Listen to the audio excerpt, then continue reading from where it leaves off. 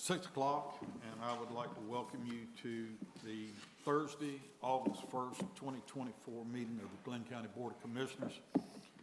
Hard to believe it's August already. I have asked Commissioner Clark to lead us in our invocation tonight, and Commissioner Sweat to lead us in our pledge. If you would stand with me, please. If everyone would bow their head. Our most kind and gracious Heavenly Father, we just gather here tonight in this blessed place that we call home, Lord. You blessed us with homes here, our businesses, Lord. And Lord, we are now in the people's house tonight, Lord, to do their business. Lord, I ask a special blessing upon the citizens that are here tonight, staff, and us, that the business will be conducted in accordance to what we need to do and thinking these items, each and every item through clearly. Lord, we ask that you protect our men and women of the military overseas and in our nation. Lord, we ask for a protective hedge around our police department, our first responders here in this community that work 24/7 to keep us safe at all times. We ask all this in your precious name. Amen. Amen. Please face the flag, hand on heart. I pledge allegiance to the flag of the United States of America and to the republic for which it stands, one nation, under God, indivisible, with liberty and justice for all.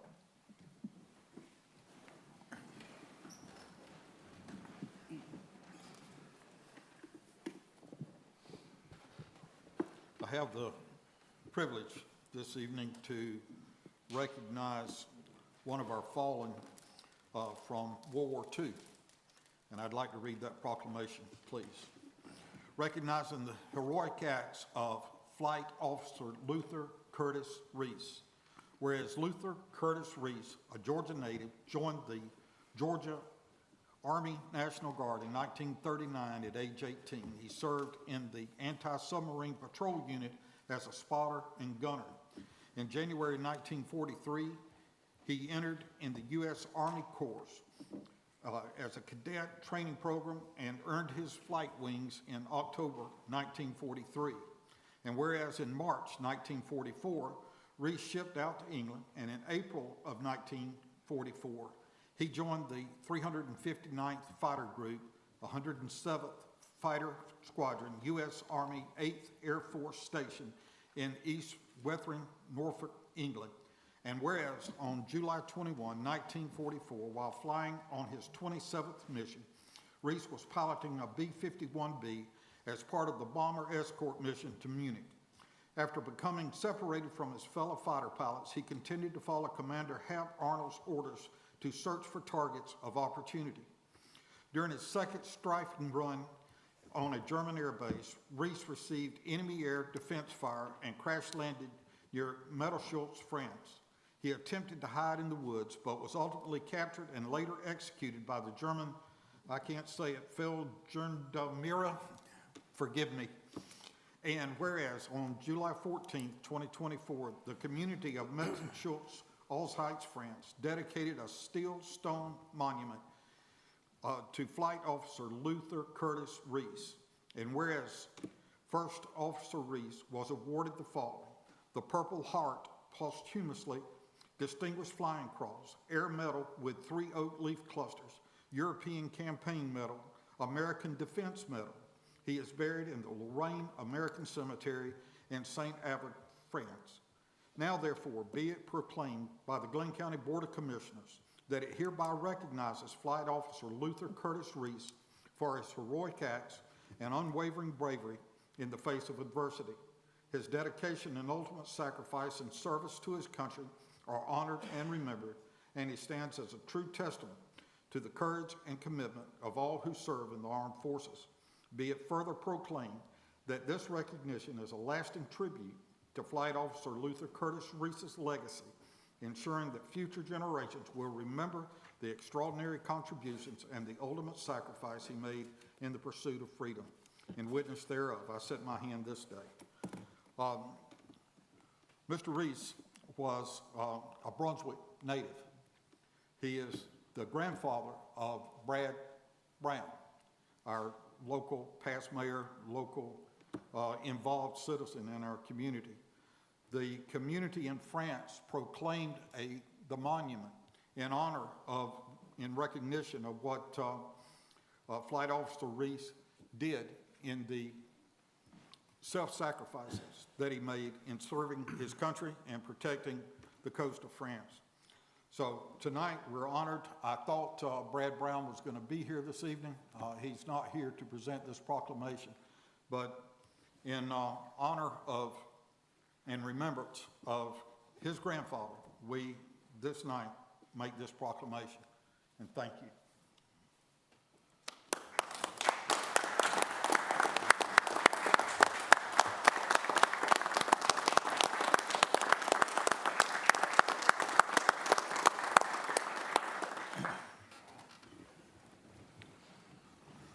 Mr. Chairman, I move to add item 5.5 to the published agenda, general business, to approve the issuance of a revised letter of approval for a 3-day nonprofit special event permit to the Georgia Narcotics Officers Association to allow serving of donated beer, wine, and liquor at the King and Prince Hotel located at 201 Arnold Road, St. Simons Island, Georgia, for consumption on premises, not for resale during the Georgia Narcotics Officers Association Convention, August 27th through August 29th.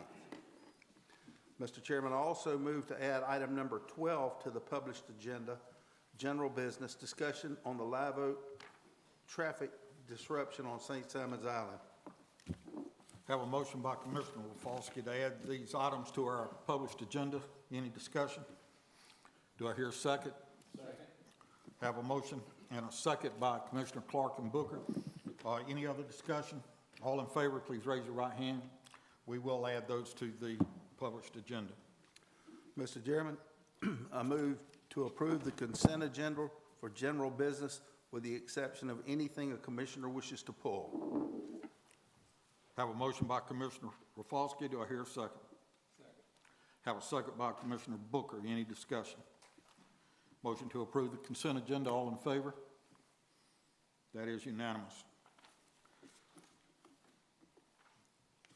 We have a public hearing tonight for an alcohol license. Public hearings will be limited to 30 minutes for each opposing side, with 5 minutes allocated to each individual speaker. Comments are to be limited to the relevant information regarding your position and should avoid being repetitious. If your group has a spokesperson, please allow that individual to present your group's position in the time allocated, and your cooperation is greatly appreciated. Item number 7 is approve the issuance of a provisional 2024 alcoholic beverage license in accordance with Ordinance Section 2-3-21, subject to approval of the requisite special use permit and issuance of a certificate of occupancy to Gregory Walbridge for Uptown Tap and Cigar, 253 Redfern Village, St. Simons Island, Georgia, 31522. The license is for retail sales and consumption on premises of beer at a beer specialty shops, no Sunday sales permitted, and Gregory Walbridge is the licensee, and we have Chief Ebner here with us to make the presentation. Good evening, Chairman. Good evening, Commissioners. So based on the background investigation that was conducted and the application, there's nothing that I see that would preclude you from approving this alcohol license. Thank you, Chief. All right, Commissioners, any comments before we open the public hearing? Okay, this is a public hearing. Anyone who wishes to speak in opposition to this alcoholic beverage license, please come forward and state your name for the record. To speak in opposition. Seeing none, hearing none, we'll close that portion. Those that wish to speak in favor of the provisional 2024 alcoholic beverage license, please come forward and state your name for the record. Any in favor? Seeing none, hearing none, we'll close the public hearing, and Commissioners, we're back to you. Mr. Chairman, make a motion to approve the issuance of a provisional 2024 alcoholic beverage license in accordance with Ordinance Section 2-3-21, subject to approval of the requisite special use permit and issuance of a certificate of occupancy to Gregory Walbridge for Uptown Tap and Cigar, 253 Redfern Village, St. Simons Island, Georgia. This license is for retail sales and consumption on premises of a beer at a beer specialty shop. No Sunday sales permitted. Gregory Walsh, licensee. Have a motion by Commissioner Fendig, a second by Commissioner Rafalski. Any other discussion? All in favor, please raise your right hand. That is unanimous. Second, we have a public hearing for an abandonment, it's item number 8 tonight for AB-23-23. Consider the abandonment of a portion of alley right-of-way in Block 22 East Beach subdivision, St. Simons Island, behind 4206 11th Street, parcel 04-03060. James and Lane Walker are the applicants, and we have Mr. Hartman with us this evening. Good evening, Commissioners. Jason Hartman, Engineering Director and County Engineer. This is an abandonment, as was stated, abandonment 23-23 for 4206 11th Street on St. Simons Island.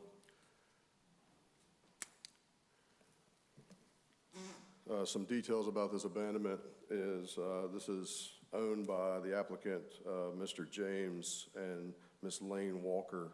They're the property owners. This abandonment is for an unopened, dedicated public right-of-way alley on East Beach. It's behind 4206 11th Street. It's also known by the parcel ID 0403060. The property is a 0.012 acres. This section of the alley is unopened. In the past history on this, there have been, it's been used in its current use for several years. There's no evidence that the alley has been open for public access. If this is abandoned, the abandonment would return the property to the tax register. So as required by the ordinance, the staff here at Glenn County has reviewed this application from Mr. and Mrs. Walker for the abandonment of this unopened alley between the portions of lots 14 and 15 of Block 22 of East Beach, as I will show on the following slides. In accordance with the ordinance, this public hearing is required for tonight to go over this, to present this to you as the commission. Here is a property location of the property. What's in white there is the property on the corner, circled.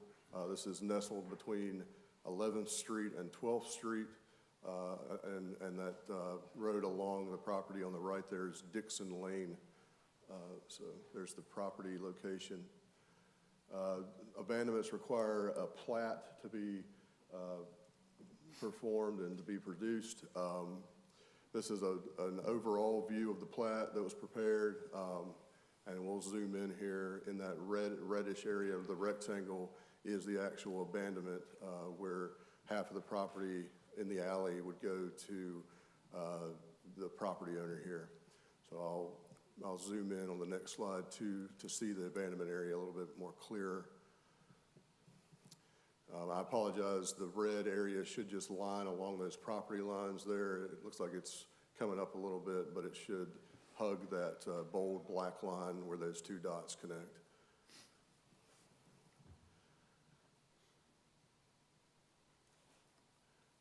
We've also went out to the site or to this property to take a couple photos.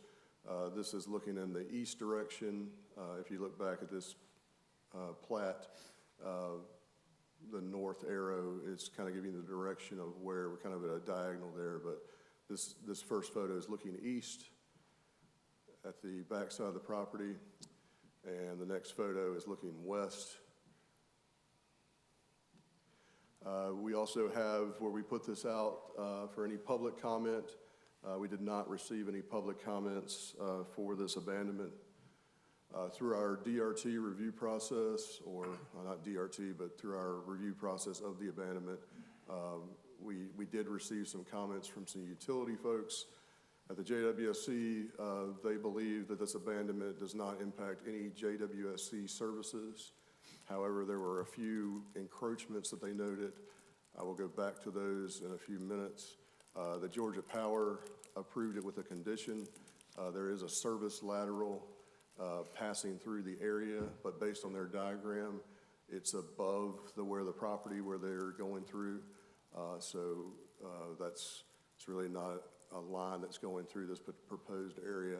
The two other encroachments noted by JWSC were not water and sewer items. However, they were encroachments. As you saw in these photos, there's a concrete pad with some pool structure there. That is not owned by the property owner. That basically serves another property adjacent to this. And there was another note that there was a deck adjacent on this property, but to me, it's the fencing that's shown on the back view of this property. So if Mr. and Mrs. Walker were to receive this abandonment, both that the pool equipment right there with the pad is not owned by them, and the fence is not owned by them, or the encroachment that they're noting there.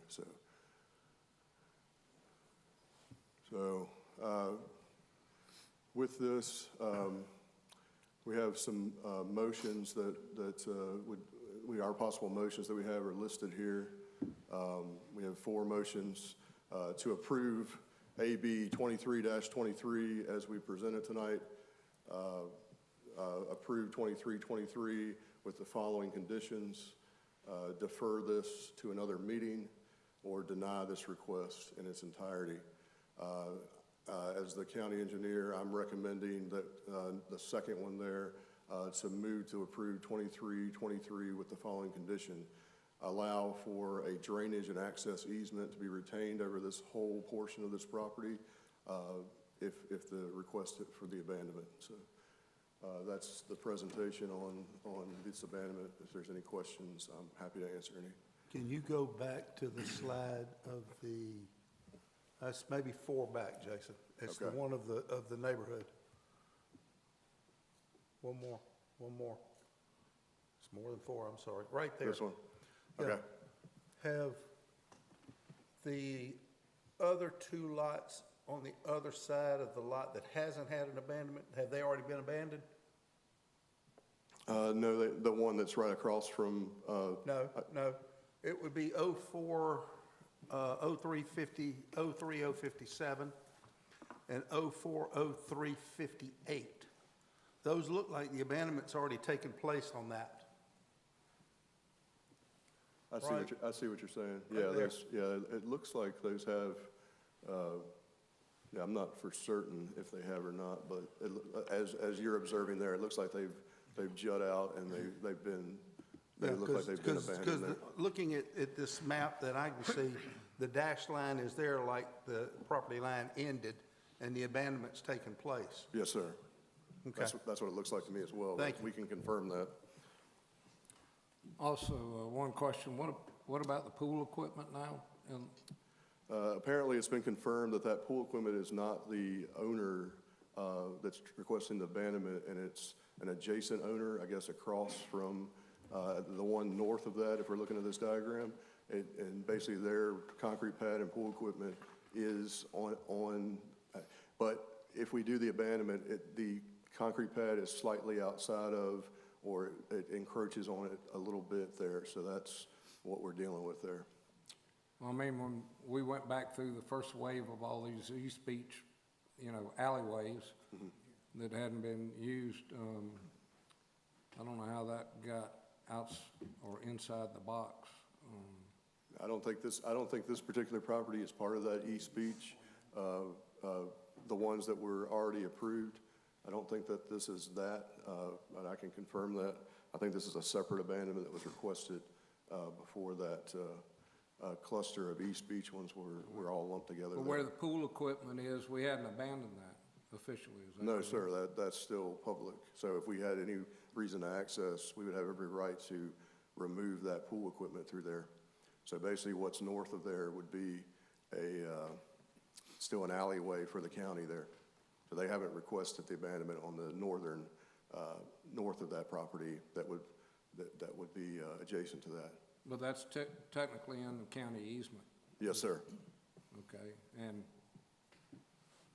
I mean, that's not allowed without it being permitted to such use. That's right. This kind of prompts some other things that have been brought up based on our review. We're seeing a couple things that are not up to code here. All right, so are you, I know it's not specific to this application, but it is adjacent to it, and it's something that looks like it slipped by. Are we gonna send a notice to them, or is that? We could get with our code enforcement folks and send something of that nature out. And like I said, if we would ever need to access that area, that would have to be removed, or we have every right to work through that area. I mean, we've just been trying to clean all these things up now for a number of years. All right, I guess we've got public hearing now, right? So. Yes, sir. Commissioners, any other discussion before we open the public hearing? All right, this is a public hearing for AB-23-23, an abandonment of a portion of an alley right-of-way.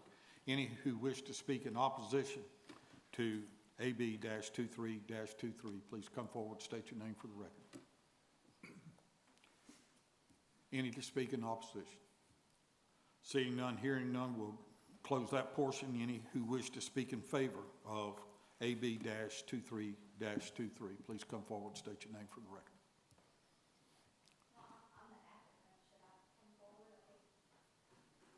It's not necessary. If you have any comment that you want to make, you're certainly free to. No, ma'am. You have to come up here. And state your name for the record when you get there, please. I'm Lane Walker. I'm the applicant for that alley, and all of the alley to the left of my property has already been abandoned, and homeowners are, used it lawfully. We just are requesting, because none of the public's using it, it's overgrown, and no one's been back there for a while. We want to just be able to scoot our fence back a little bit and make some green space to put up a swing set. So we already have a patio and a pool. We're not going to do any sort of hardscape or anything like that. We're simply going to incorporate it and use it for green space. That's all. Thank you. All right, thank you. Thank you, ma'am. Anyone else to speak in favor of AB-23-23? Seeing none, hearing none, we'll close the public hearing, and commissioners, we're back to you. Collect the motions. Okay, yet again, sir, here are your motions for this particular abandonment. All right, so according to staff's recommended motion, I move to approve AB-23-23 with the following condition: a drainage and access easement be retained over the whole of the area requested for the abandonment. Second. Have a motion by Commissioner Fendig, a second by Commissioner Clark. Any other discussion? All in favor, please raise your right hand. That is unanimous. Thank you. Thank you. Thank you for going through the process. Appreciate it. Item number 9 tonight has been withdrawn by the applicant's request. Item number 10 is ZM-24-137024 New Jessup Highway rezone. Consider approval of a rezone from basic industrial to highway commercial to allow for commercial parking and recreational vehicle and boat storage. The property is located at 7024 New Jessup Highway, parcel 03-07379. Chris Amos from CSEC Inc., agent for Southern Recycle Metals Inc., the owner. This was deferred from the July 18, 2024 meeting, and Ms. Leaf is with us tonight. Great. Good evening, Commissioners. Stephanie Leaf, Planning Manager. So this is a rezone of property on the kind of north end of New Jessup in the Sterling area at 7024 New Jessup. And the property is currently zoned basic industrial, and they are looking to rezone this to highway commercial. At this point, they are interested in doing a boat and RV storage lot, possibly on the property, but they are potentially going to have some different uses. So the highway commercial would allow a variety of different uses that they could do on the property. And at your last commission meeting, the applicant had requested a deferral to this meeting, so this is deferred from your last agenda. So this is the aerial of the property right here. So this is New Jessup. And this is a zoning map where the star is located as the property. And as you can see, it is basic industrial and it is surrounded by forest agricultural. So it's primarily residential, mostly on this north and eastern side of the property. And this is their current proposal for the RV and boat storage on the site. And I will note, any kind of like self-storage, if they were to do like enclosed storage, they would have to go through a conditional use permit in highway commercial, but at this point they are showing like outdoor commercial parking, so that's an allowed use under HC. So Planning Commission did hold a public hearing on this at their last meeting, and it was unanimously recommended to the board to approve. The MPC did add a condition that type E buffer would be installed along New Jessup Highway, and a type A buffer would be installed, or 20 feet of natural vegetative buffer would be maintained along the side and rear property lines. And primarily this was added because if they are going to do an open air commercial parking lot, that would not be required to come through site plan approval because they are not doing a building. And so because there is residential around there, in order to buffer this use from the residential, it was mentioned as added as a condition to ensure that that buffering is put into place on the property. I will note, since the packet for the BOC did go out, the applicant did talk with me, or the applicant's agent talked with me about this particular condition. They have requested a change to that if the BOC was inclined to add the same condition that the MPC added. What they would like to have the condition modified to is that that the site plan approval would be required prior to any changes to the site, and that's instead of the specific buffer requirement. And so what they're saying is if there's going to be any exterior changes on the site, then they are voluntarily saying, you know, we will go through site plan approval for that. So these are your possible motions, and the possible motion that I added does include the condition that the applicant is okay with. So the site plan approval is required prior to any changes to the site. And I'm happy to answer any questions, and Chris Amos is here representing the applicant. Thank you, Ms. Leaf. Thank you. Any questions before we open the public hearing?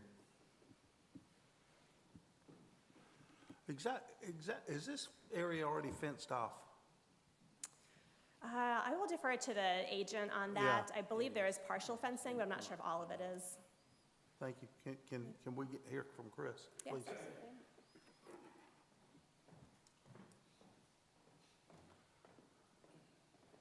So, good evening, Commissioners. Chris Amos, CSEC, representing the owner. When we filed the zoning application, his intent was to build a boat and RV storage facility. Subsequent to the filing of the application, he has decided to not go forward with that project. This was a scrapyard at one time. It's been cleaned up. There was big piles of debris. He's done a lot of cleanup on this site since he bought it. There's currently a building that fronts on 341 that's being leased to 2 tenants as a commercial business, which I don't believe is conforming with the basic industrial zoning that they're currently in. Since he is not going to go forward with the project, he still wants to rezone it so that the building that's there is now a conforming use. But he doesn't want to have to do buffers because he's not going to do, his plan right now is to not do anything to this site. And so what he had asked if we could do instead was that any changes to the site, including surface parking with no buildings, any of those things would require site plan approval. We could come back to the staff and establish whatever buffers might be required at that time. Rather than putting buffers on a site that he doesn't intend to develop. Is this the one that's fenced and it's for sale? It is fenced. I don't think it's for sale. He bought it 5 or 6 years ago, I think. I don't believe it's for sale. But it was a junkyard, scrapyard? Yes, it was a scrapyard at one time. Okay. And it is mostly fenced. I don't know. I can't tell you that the fence goes all the way around, is it intact all the way around the site. The frontage on 341 is fenced. I believe there's a gate there. And there's a big metal building on the front. There's a big metal building on the front. With access going down the side. Yes. Okay, yes. it's the one I'm thinking of. Thank you. Thanks. So this is a public hearing. Anyone who wishes to speak in opposition of ZM-2 ZM-24-13, please come forward, state your name for the record. To speak in opposition. Seeing none, hearing none, we'll close that portion of the public hearing. Any who wish to speak in favor of ZM-24-13, please come forward, state your name for the record. Seeing none, hearing none, we'll close the public hearing, and Ms. Leaf, if you'll put the motion back up, and Commissioners, it's back to you. And this is the motion that staff recommends we approve, is the possible motion. Yes, sir. And the condition in the possible motion is what the applicant is okay with. All right, thank you. Mr. Chairman, I move to approve ZM-24-13 with the condition that the site plan approval is required prior to any changes to this site. I have a motion by Commissioner Rafalski, a second by Commissioner Sweat. Any other discussion? All in favor, please raise your right hand. That is unanimous. Thank you. Thank you. Item number 11 is consider appointing one citizen to serve on the Glenn County Board of Tax Assessors. The term begins on August 7th, 2024 and ends August 6th, 2028. Applications received from Martin McCormick and Maureen Miller. Commissioners, entertain a motion or nominate. Mr. Chairman, I would like to make a nomination for Maureen Miller. We don't need a second on that, Mr. Attorney? All right. Mr. Chairman, I'm going to make a nomination for Martin McCormick. All right. And so we'll take them first come. All in that wish to appoint Maureen Miller, raise your right hand. That is 5-4, so that carries. Item number 12, a discussion on the live oak traffic disruption of St. Simons Island. Commissioner Fendig requested this item be on our agenda tonight. Do you want to lead that discussion, or do you just want staff to come forward and give an update? Well, I have a few comments. Of course, a couple of weeks ago, we had an incident 2 days in a row on St. Simons concerning the activities of Live Oak, which I understand now were outside the allowances of their contract. The result of that was a catastrophic traffic backup and delay. I invited Live Oak to come over and speak before the commission, but they decided that tonight they would hold their own town hall meeting as we're meeting over on St. Simons, which is fine and appreciated. But I think they still should have had a representative here and should answer. But for the record, a lot of people still don't know what happened, and just a gargantuan, probably in all the 3 terms that I've served, the worst traffic issue we've had on St. Simons. So I just asked staff to come up and give a report because we have a contractual relationship with them ongoing, and I want the people to know what happened, what our response was, because a lot of people blame the county, and what we did in following up. And so I asked Public Works Director Danny to come up and talk to it, and then Chief to get the follow-up from the police side of the report. Thank you. Good evening, Commissioners. Danny Smith, Public Works Director. So Live Oak Fiber has a blanket right-of-way use permit from the county to do the installation of their fiber throughout the county, and they are still working on that. Part of that blanket right-of-way use permit was that Live Oak was supposed to coordinate frequently with the county so that we would know where they're working and we could approve traffic plans for those areas, approve the work, especially in sensitive areas like St. Simons Island. And I think it's important to describe frequently Live Oak Fiber is working not in the roadway, or they are working on the shoulder of the road, which is still within the right-of-way. They are doing the actual fiber installation. Occasionally, Live Oak does have to cross a road or work in the road and go underneath our asphalt roads. So Live Oak had not been coordinating with the county, and we did have a change in right-of-way coordinators because our former employee, Chuck Flowers, left our employment. Going back to last week, after the second day, Wednesday, we issued a stop work order for all work until we were able to meet with Live Oak Fiber. We did meet with Live Oak Fiber, and here's what we mandated moving forward.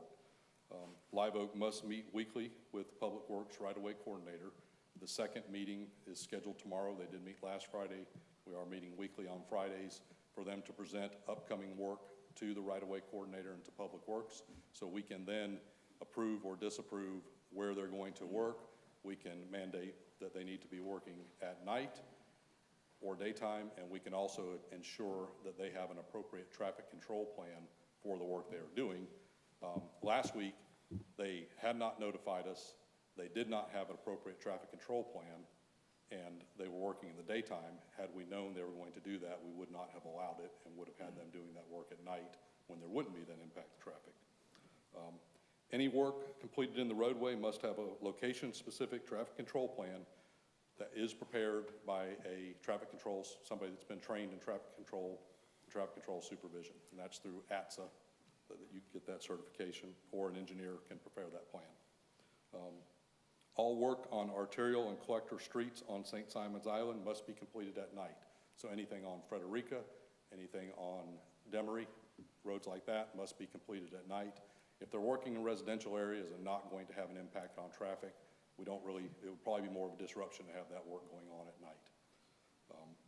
Mainland work will be evaluated for impacts to traffic. So if they're going to be working on the mainland and we see that it's going to be a traffic issue, we'll evaluate whether that be completed at night or in the daytime. And again, if it's in the roadway, it has to have a location and work-specific traffic control plan. They will have upcoming work on 17, that's state right-of-way. We don't have purview over state right-of-way. They will be attaining those permits through GDOT. We'll still know about the work. We can still make a recommendation, but that is not within county right-of-way. All work at signalized intersections must include an off-duty law enforcement officer. That's what Public Works has stipulated. So if they are working in a signalized intersection so that there is control of traffic at that intersection, Public Works is recommending that they have an off-duty officer. In fact, we're mandating that. We're not going to allow it unless they do. All of the traffic control must adhere to MUTCD guidelines, and that is the standard for working in roadways, the standard for traffic devices, signs, and for temporary traffic changes, things like closures.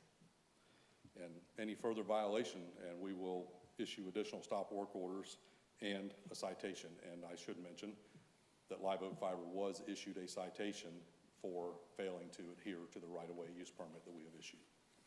What type of citation was that? So it's a citation, it's a violation of the ordinance which mandates that they appear before the magistrate court. What's the maximum possible fine or restriction that they could get? I do not know. That's up to the court. Not really much. And I have spoken, Chief Ebner and I have spoken about this, and I think it's important to say if the board would like to stipulate that they have police officers or off-duty officers on any traffic control, that is a choice you have. Okay. So, And these events occurred on the southbound right-hand turn lane at Sea Island and Frederica Road? yes, sir. Which means all of the traffic coming south down Frederica Road was jammed in there, which I think our traffic counts through there about 17,000 cars a day and vehicles. And then the very next day, it was down on the right-hand lane. They closed off and were working at Sea Island Road where it intersects with Demery Road going off the island, which means all of that traffic had to shift over into the main intersection to get through. That is correct, and on the second day, they actually had cars detouring into Epworth with no outlet. Right. Again, had they come to us, we wouldn't have allowed, one, we wouldn't have allowed daytime work. Two, we wouldn't have allowed a detour with no outlet. They actually made an outlet. Well, they did. Yes, they Somebody cut made through, an outlet. cut through the Somebody made fencing an and the outlet and popped out on Sea Island Road. And we directed Live Oak that they needed to make that right with that landowner. All right, Thanks. Do we have any idea of the attendance at the town hall tonight? It's approximately 10 people at their town hall right now. And they didn't see fit to send anybody to this meeting? Not that I'm aware of. I don't know if there's a Live Oak representative here. Nobody that I know. Wow. All right. Chief Ebner, if you'd give us your version of when the calls came in, 'cause I'll just start with the last part first. I do have a captain over there now at the meeting. There's about 40 people there that the captain Sipe has advised me, just to give you a head count, the most recent head count. We spoke at length after the Finance Committee about this. It's hard for us in public safety, and that's what I care about, public safety, whether it's on St. Simon's Island, anywhere in the county. We had an issue a few months ago, if you remember, on 17, when they were trying to do paving and they didn't have their trucks available, and that was the state, but unfortunately, we couldn't get the roadway open quick enough, and it caused a lot of traffic incidents. This was entirely avoidable if they followed the rules that were in place and did their traffic plan and let us know about it, and most importantly, if this type of work was happening at night in a limited access area such as St. Simon's, the impact would be so much less. So by the time we were notified and the calls we were receiving, we had trouble even getting there, navigating the roads. That's how far the traffic was backed up. There was really not much we could do. What I suggest is maybe in a work session, we maybe talk about strengthening your ordinance of maybe having law enforcement out there if they're gonna shut a entire lane down, that we know about it ahead of time. I would have to contact Public Works, or Public Works would have to notify us. I don't know what their work orders are. I don't know what their traffic plans are ahead of time from a law enforcement standpoint. So that puts us at a disadvantage.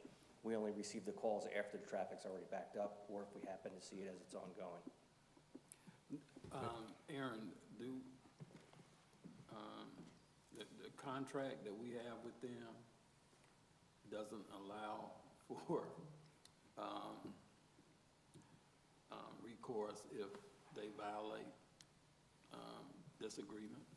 So we don't have a contract with them. We have a right-of-way permit, and that gives them certain rights to be able to put their fiber in the right-of-way. So we can certainly put conditions on that. If it's violated, we can pull that permit. We can put stipulations on it, as Danny was talking about. But we don't have an actual contract for their placement of the fiber in the right-of-way. So with the chief talking about these activities creating an unsafe environment for residents on the island in particular, they're probably doing it in other areas, just not, if it's on the mainland, they can easily get away with it probably better. But I don't know, seems like we need to do something to make sure this doesn't happen again, because if there's no real fine for them of note, they go to the judge, then I don't know what stops them from doing this again. Well, I think that there's each occurrence for each violation is a $1,000 fine, up to $1,000. If there's continued violations, the county, the board, and staff have the ability to pull that permit, which would stop that work until it's reissued. So I think there's certainly an opportunity to sit down with them, go through these things, and with the direction of the board, ask that they stay in compliance with that right-of-way permit. And if they go out of compliance, then we can certainly look at other options that, as the board would like to see on that. But there are options and remedies that we can pursue. Mr. Smith, I have another question. You mentioned Highway 17. Yes, sir. More work. Will that be at night, or will that be in the daytime? I don't know, because we don't have purview over 17, because that is a permit, and that work will be approved by GDOT. GDOT? Yes, sir. Do you know roughly what months that? Well, and Mr. Hartman came up and reminded me. So we have spoken with Live Oak and during our recent meetings about how long are you going to be working, how much longer? And they're probably 75% complete with the entire county. They did mention that within the next month, they will be performing that work on 17. Okay, thank you. So, and on the island, Live Oak Their estimation was, again, approximately another month on the island. The bulk of that is going to be in residential areas, so you're not going to have those traffic impacts. And as we've all mentioned, I think the coordination meetings going forward, we will know and we will be able to say, this is night work. You need to do this at night. And Public Works, we can definitely communicate to Glenn County PD, when and where they're going to be working, and make sure that PD is aware. Mr. Smith, can you tell us their response when you notified them and their response to the county? Yes, sir. So the first day, which was when they were closed the turn lane on Frederica at Sea Island Road, we immediately responded when we were notified and asked them they told them they had to get out of that lane, open traffic back up, which they did without any pushback. When we contacted them regarding the incident on Wednesday, their response was that their subcontractor had gone out and started performing the work without their knowledge as well.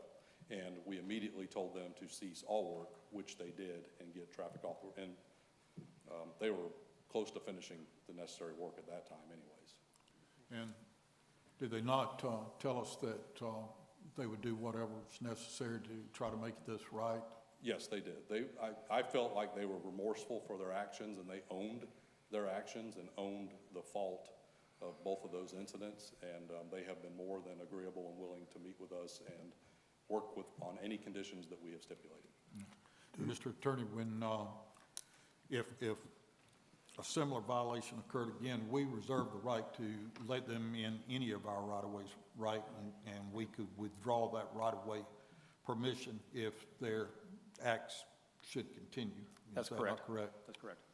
And Chairman, I might add, the ordinance gives Public Works if we want to issue stop work orders at any time, for any length of time, for a violation that we deem, we are able to do that as well. Okay. I'm hoping we can get them done and out of the county and have all of that right-of-way work behind us. Hey, Danny, you mentioned they got about 25% left. Can you find out from them, you meeting with them tomorrow, correct? Yes, sir, my staff is. Staff is. Can you find out exactly what day they anticipate being done, like on Demery or Frederica? So we got an idea of when, because Live Oak started in my area, Sammy's district, and we had numerous calls from the onset with these folks. In fact, I have Live Oak, and I love the service, but I've had to bury their wire twice, and I'm not saying nothing they don't know. I called and complained. So keep them on a short leash. Yes, sir. I think you will, and I'm like the chairman and a few other ones. They need to know that we're serious about this, and they don't need to test us. Yes, sir. And I will ask them for a time estimate for the entire county, see if they can tighten up what they provided verbally and for those specific areas. Do you think they've learned their lesson? I think Live Oak has in Glenn County. I having worked in road maintenance and construction and having worked with contractors and vendors, sometimes things do get beyond your control. I'm not making excuses for them or anything that happened. You've got to really be on top of all that. I do think they have in Glenn County. I think they want to perform well. I think there are some local connections that they're concerned about and have pride in working in Glenn County. Well, you know, that Wednesday, Yes, sir. I was at the casino at a meeting, and I was getting calls you were there, weren't you? No, sir, I was not. Okay. I was on mainland. But anyway, I called their construction manager, and I understand she went over and she shut them down. And we were on the phone with her. She did not know that it was taking place. Yes, sir. And I spoke with her at the same time. I think you were speaking with her, and that was the same message I received from her. But they have been willing to work with us and honor whatever conditions we stipulate. And they asked me what they could do to fix it. I said, you apologize to everybody on St. Simons, you apologize to the county, and don't let it happen again. Thank you, Danny. Yes, sir. Commissioners, any other comments? Thank y'all for that report, and Commissioner Fendig wanted to make sure that the public was able to hear an explanation of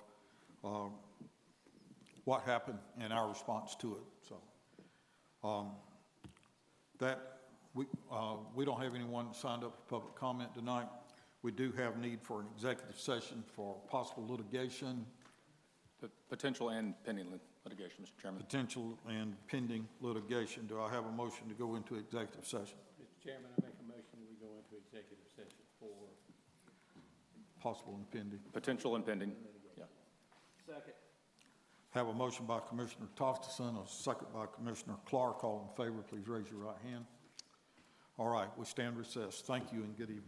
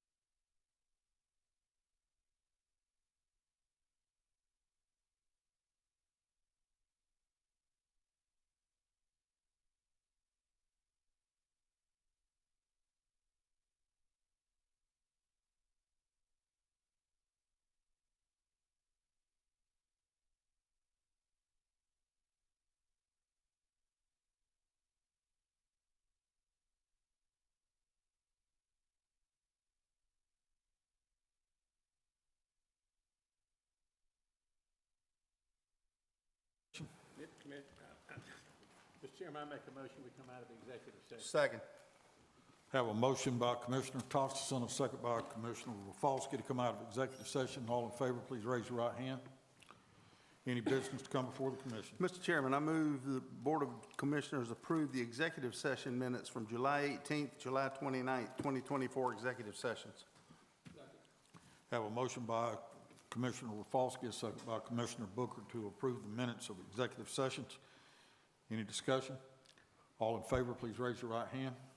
That is unanimous. Mr. Chairman, I move the Board of Commissioners approve and ratify the settlement and related settlement documents in the county's pending lawsuit, Glenn County, Georgia versus GLNV 24 Shipping Incorporated, case number 2-CV-00028 in exchange for the payment to the county in the amount of $3 million and a net distribution to the county of $2,375,385.32. Commissioners, that's $3.5 million. Yeah, I said 3.5, didn't I? No. $3,500,000 and a net distribution for the county of $2,375,385.32. All right, and that's a motion by Commissioner Rafalski, second by Commissioner Clark. Any discussion? All in favor, please raise your right hand. That is unanimous. Mr. Chairman, motion to approve and adopt a resolution authorizing the exercise of eminent domain using the declaration of taking method of condemnation for the public purpose of creation, expansion, or operation and functioning of public utilities in the form of drainage and stormwater systems, and the acquisition of a permanent easement over 11,046 square feet portion of 3504 Dolphin Street, Brunswick, Georgia, 31520, parcel number 03-12886, for the construction and maintenance of slopes and utilities in relation to the College Park drainage improvement programs, and to appeal and rescind Resolution R-26-24 passed on July 2nd, 2024 regarding the same property. I have a motion by Commissioner Rafalski, a second by Commissioner Booker. Any discussion? All in favor, please raise your right hand. That is unanimous. Mr. Chairman, motion to adjourn. I have a motion by Commissioner Rafalski, a second by Commissioner Tostison to adjourn. All in favor, please raise your right hand. That is unanimous. We stand adjourned. Thank you and good night.